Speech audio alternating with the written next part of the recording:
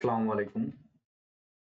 সকলেই ভালো আছেন। আমাদের নিয়মিত আয়োজনে আজকে আমরা সলভ করব ১২তম ক্লাসে অতি গুরুত্বপূর্ণ মডেল টেস্ট ১২ এবং আমরা এরপরে ঢাকা বিশ্ববিদ্যালয়ের ভর্তি পরীক্ষার জন্য আসলে কিভাবে দাগাতে হবে এ সম্পর্কে পরবর্তী ভিডিওতে কথা বলবো।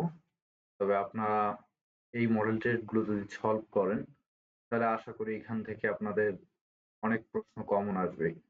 কেননা জিকেতে যে বিশাল একটা পরিবর্তন এসেছে এই পরিবর্তনের ধারাবাহিকতাকে আমরা সামনে রেখে নতুন ধাঁচের প্রশ্নগুলো সেট করেছি। তো এখান থেকে প্রশ্ন ইনশাল্লাহ কমন আসবে। তাই কথা না বাড়িয়ে আমরা প্র্যাকটিস করি। অতি গুরুত্বপূর্ণ মডেল টেস্ট ১২। আর ১ নম্বর প্রশ্ন রয়েছে মানুষের দেহের প্রথম অ্যামপক্স শনাক্ত হয় কত সালে? সর্বপ্রথম অ্যামপক্স শনাক্ত হয় মানবদেহে ১৯৭৪ সালে।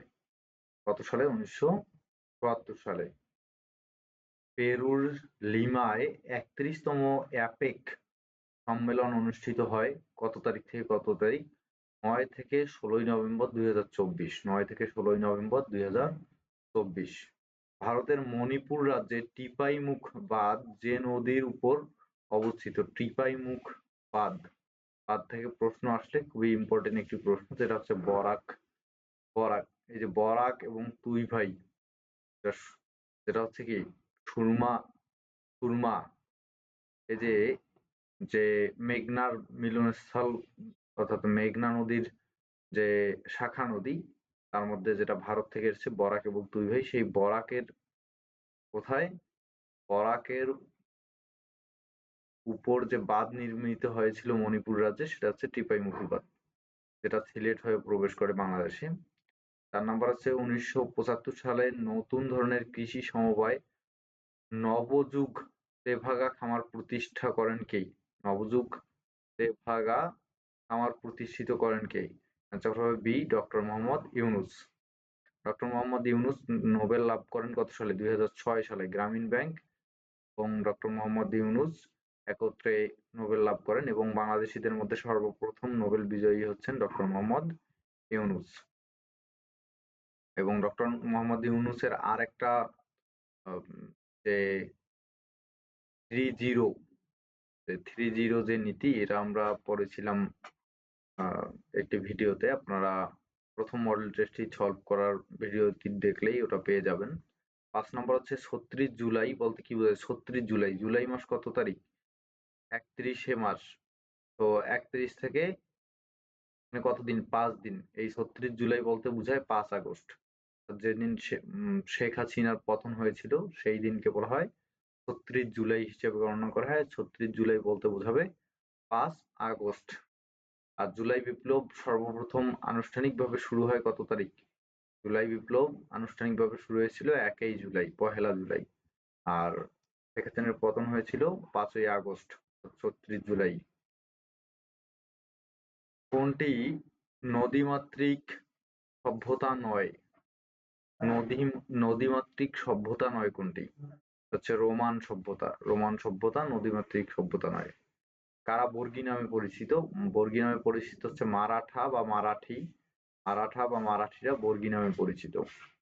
পাম আইল্যান্ড কোথায় অবস্থিত? পাম আইল্যান্ড খুবই ইম্পর্টেন্ট একটি প্রশ্ন। পাম আইল্যান্ড হচ্ছে সংযুক্ত আরব আমিরাতে অবস্থিত। সংযুক্ত আরব আমিরাতে অবস্থিত। ৭১২ সালে মোহাম্মদ বিন কাসেম সিন্ধু আক্রমণের সময় সিন্ধুর রাজা কে ছিলেন?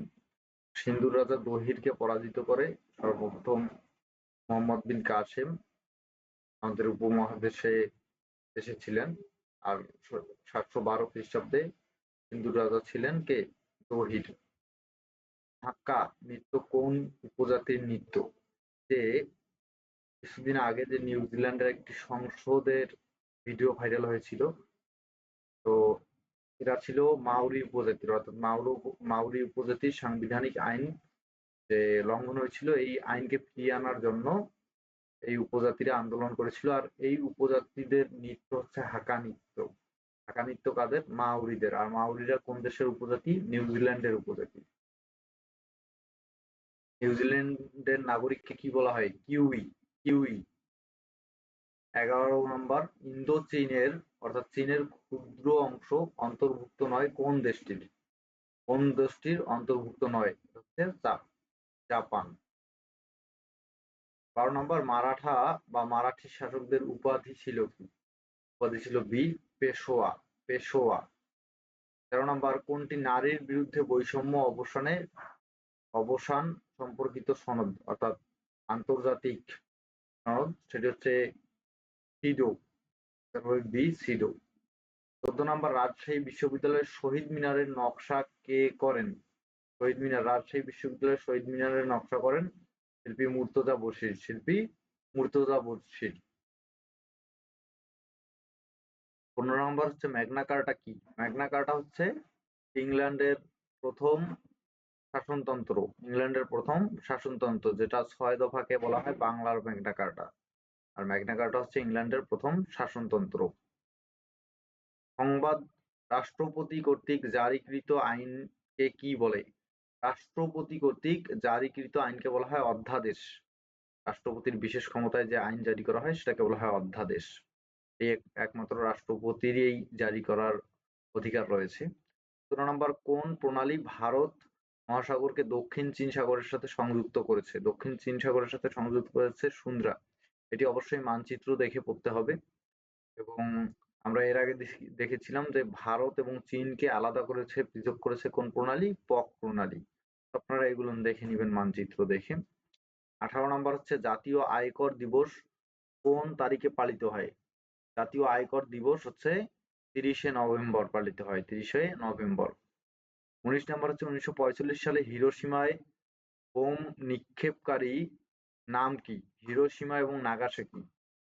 লিটল ম্যান, ফ্যাটম্যান নামে যে দুটি বম দ্বিতীয় বিশ্বযুদ্ধের শেষের দিকে নিক্ষেপ করা হয়েছিল, সেই হিরোশিমায় যে বমটি নিক্ষেপ করা হয়েছিল এটি নিক্ষেপকারী ব্যক্তির নাম ছিল টমাস ফেরিবি। টমাস ফেরিবি।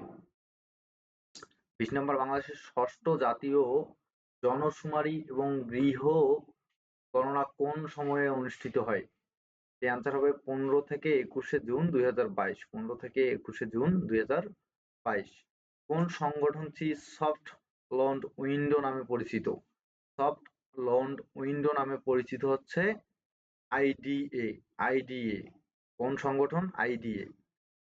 বাংলার প্রথম বংশানুক্রমিক শাসন অর্থাৎ বংশভিত্তিক শাসনের শুরু হয় কার আমলে? তার অ্যান্সার হবে A Gopal. 23 number, land of মার্কেল লংশু বলা হয় কোন দেশকে? অ্যান্সার হবে সি ইতালিকে। অ্যান্সার হবে সি ইতালিকে। 24, বাংলার 1993 সালের দুর্ভিক্ষের উপর ছবি এঁকে বিখ্যাত হন কোন শিল্পী? নিঃসন্দেহে অ্যান্সার হবে এ শিল্পাচার্য জয়নুল আবেদিন। V20 গ্রুপ কিসের সাথে সম্পৃক্ত? V20 গ্রুপ সম্পৃক্ত হচ্ছে জলবায়ু পরিবর্তনের সঙ্গে। জলবায়ু পরিবর্তন। 26 নাম্বার, 1957 এশিয়ার নোবেল খ্যাত ম্যাগসেসে দেয় কোথা থেকে? ফিলিপাইন থেকে। ফিলিপাইন থেকে সর্বপ্রথম কত সালে? 1957 সালের এশিয়ার নোবেল খ্যাত ম্যাগসেসে দেয়। ধন্যবাদ সবাইকে, এখানেই শেষ করতেছি। সকলকেই ধন্যবাদ।